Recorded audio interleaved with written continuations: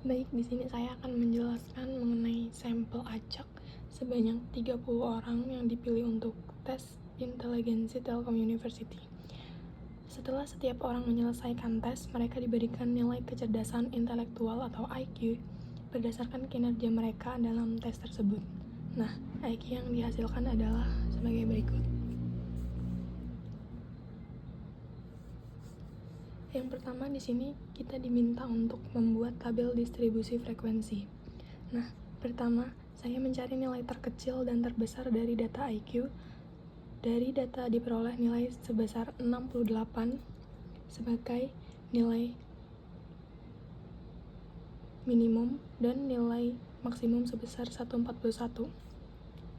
Selanjutnya saya akan menghitung jangkauan atau range menggunakan rumus nilai maksimal dikurangi nilai minimum sehingga diperoleh range sebesar 73. Karena pada soal diminta membuat 4 kelas interval, maka saya menghitung panjang setiap kelas dengan membagi range dengan jumlah kelas, yaitu P dengan rumus R dibagi Q, yaitu 73 dibagi 4, diperoleh 18,25, dan dengan mudah kita bulatkan saja menjadi 19. Selanjutnya saya menyusun interval kelas dimulai dari nilai terkecil yaitu 68. Karena panjang kelasnya 19, maka interval pertama adalah 68 sampai 86. Dilanjutkan dengan 87 sampai 105 dan 106 sampai 124 dan 125 sampai 143. Setelah interval selesai dibuat, maka saya masukkan seluruh data satu persatu ke dalam interval yang sesuai.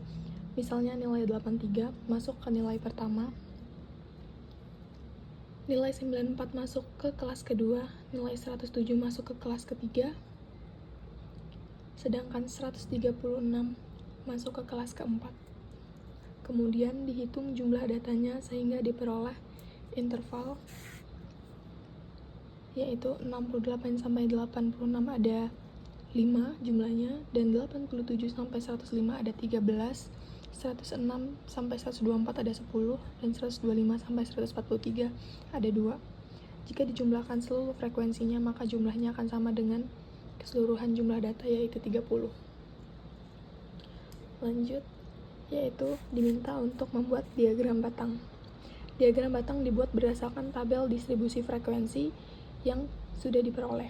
Pada sumbu horizontal saya letakkan interval kelas, sedangkan pada sumbu vertikal saya letakkan jumlah data pada interval tersebut.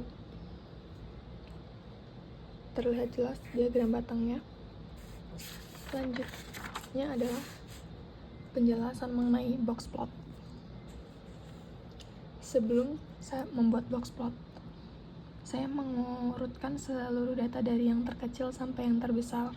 Pengurutan ini penting karena kuartil dihitung berdasarkan posisi data, bukan berdasarkan urutan semula. Nah, untuk menentukan median, jumlah data adalah 30, sehingga termasuk jumlah data genap. Oleh karena itu, median diperoleh dari rata-rata data ke-15 dan ke-16. Dengan median kuartil 2, yaitu 99 ditambah 104 dibagi 2, dengan hasil 101,5. Lalu, menentukan kuartil 1, di mana setelah median diperoleh, data dibagi menjadi 2 yang masing-masing terdiri atas 15 data. Kuartil 1 adalah nilai tengah dari 15 data pertama, yaitu data ke-8, dengan didapat kuartil 1 yaitu 91. Dan kuartil ketiga yaitu dilihat dari data bagian atas. Nilai tengah dari bagian atas adalah data ke-8, sehingga diperoleh kuartil 3 adalah 107.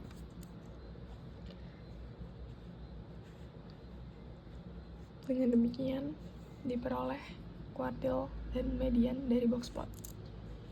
Selanjutnya adalah penjelasan untuk bentuk distribusi. Untuk mengetahui bentuk distribusi dari box plot, saya melihat posisi median di dalam kotak dan panjang whisker di kiri maupun kanan. Median berada lebih dekat ke kuartil 3 dibanding ke kuartil 1, dan whisker sebelah kiri lebih panjang dibanding kanan. Hal itu tersebut menunjukkan distribusi data miring ke kiri atau negatif skew. Selanjutnya adalah penjelasan outlier. Untuk mengetahui apakah terdapat outlier, saya menghitung terlebih dahulu interquartile range atau EQR menggunakan rumus Q3 dikurangi Q1.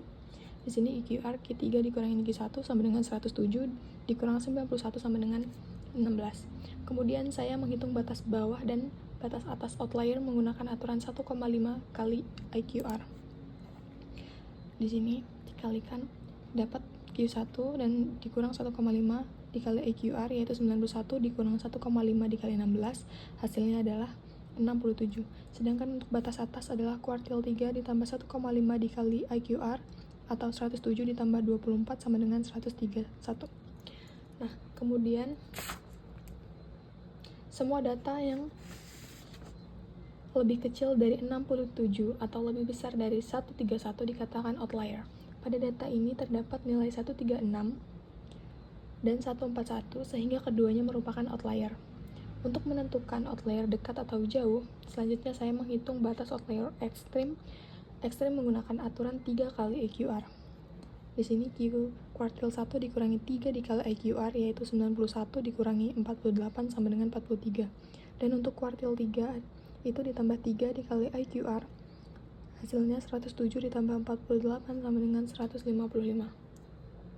Karena nilai 136 dan 141 lebih kecil dari 155, maka keduanya termasuk outlier dekat atau mid outlier, bukan outlier jauh yaitu extreme outlier. Berikut saja penjelasan saya. Terima kasih.